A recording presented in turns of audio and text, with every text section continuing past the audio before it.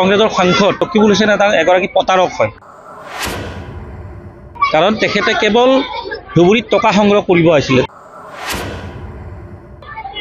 যিটো বিধানসভা নিৰ্বাচন 6 মাহ 7 মাহ পিছত অনুষ্ঠিত হ'ব, ইয়াৰে যিগৰাকী কংগ্ৰেছৰ সাংসদগৰাকী যে 10 লাখ ভোটত যেনেকৈ জয়লাভ কৰিছিল, 6 মাহ পিছতে ধুবুৰীবাসী ৰাইজে গম পাই উঠিলে যে ৰকিবুল হুছেইন এগৰাকী প্ৰতাৰক হয়।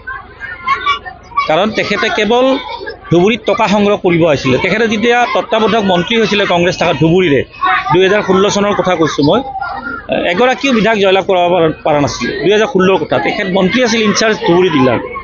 গতিকে এইবাৰ আকৌ তেখেতে ধুবুৰীত মন মিলিলে, ধুবুৰীৰ ৰাইজ সহজ সৰল 10 লাখ ভোটৰ ব্যৱধানত জয়লাভ কৰিলে, কিন্তু 6 মাহ পিছত আকৌ গৰু পিটনো দিলে, গাড়ী চাড়ী ভাঙি দিলে, নিজৰ সমষ্টিত মাৰ খাইছে। আৰু আগন্তুক বিধানসভালৈ 7 মাহ বাকী আছে, 14 মাহ ধুবুৰীবাসী ৰাইজে তেখেতক পিটিব। ইয়াতে আপোনালোকে দেখাব, আপোনালোকৰ কেমেৰাতে দেখিবলৈ পাম। যোৱা পৰহি আজি 2 দিনমান পূৰ্বেও গোৱালপাৰাত তেখেতৰ গাড়ী চাড়ী ভাঙি দিছিল।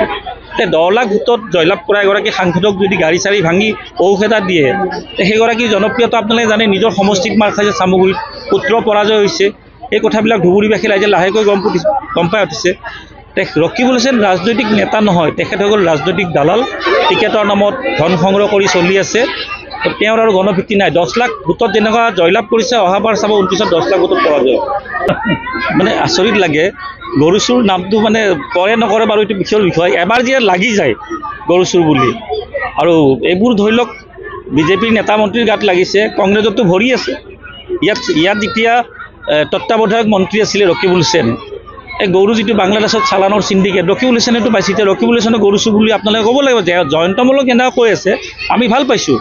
লগতে ৰকিবুল হুছেইনেও কওক, কাৰণ তেখেতে ধুবুৰীৰ তত্ত্বাৱধায়ক মন্ত্ৰী থাকোঁতে গৰুৰ 2 নম্বৰী বেপাৰ যিটো বাংলাদেশলৈ চানা লৈছিল, আমাৰ তাতো খবৰ আছে ৰকিবুল হুছেইনে কমিশ্যন পাইছিলে।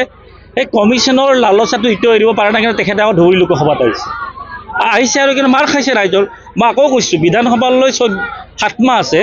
এই 7 মাহত আপোনালোকৰ সংবাদ মাধ্যমত দেখিব পাম তেখেতক 14 বাৰ পিটন দিছে ধুবুৰীবাসী ৰাইজে, খেদিছে, গৰু পিটন দিব।